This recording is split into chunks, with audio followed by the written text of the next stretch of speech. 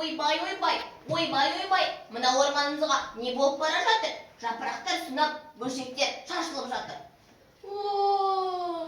Ой, Тышқан, не болды соншама таң атпай айқайлап? Мен ұйықтайын десем, ұйықтатпадың ғой. Ой, Аю, осы сенің ұйқың бітпейді екен. Қарасаңшы мына орманымызға. Ой, Тышқан, сен рас айтыпсың. Менің ағашымның түбінде пластик бөтелкелер шашылып жатыр. Негізі бұндай болмаушы еді ғой. Я, Аю, Тышқан, сендер шын айтасыңдар. Қалдықтар көбейіп кеткен, біреулер тастап кеткен ғой. Біздің орманымыз ластанып жатыр. Ква, бұрын орманымыз тыныш әрі таза болатын. Қазір демалушылар келіп, тазалық сақтамайды. Қалай тоқтатамыз? Мүмкін адамдарға орман тек қана демалыс орны шығар. Бірақ бұл біздің үйіміз.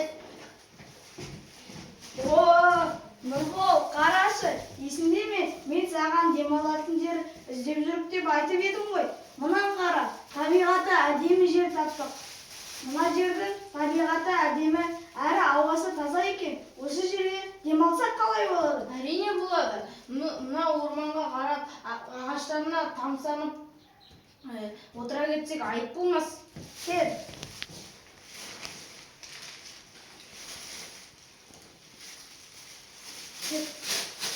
Тоқтаңдар, сендер не істеп жатырсыңдар?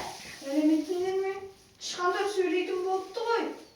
Я, табиғат иесі бізбіз, ал сендер бізді қорлап, үйімізді ластап жатырсыңдар.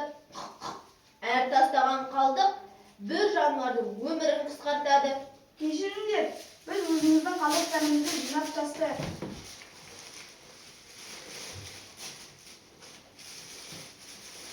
Кешіріңдер достар, енді басқаларға да айтып жүреміз. Я, орман тек сендердің демалыс орындарың емес, бұл тіршілік иелерінің үйі. Жарайды, түсіндік.